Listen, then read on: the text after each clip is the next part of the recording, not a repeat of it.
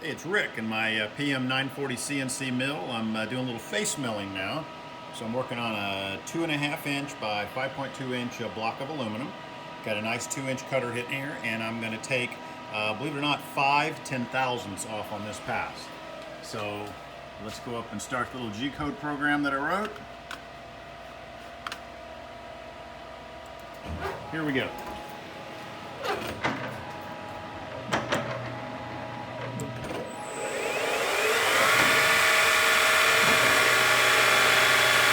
That is 5 10,000ths.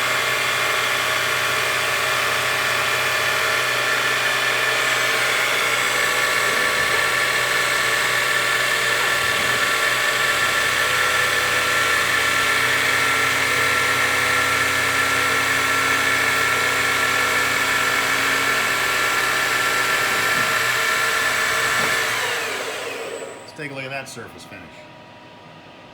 Not bad. Still figure out how to get it even smoother. Anyway, it's going pretty good.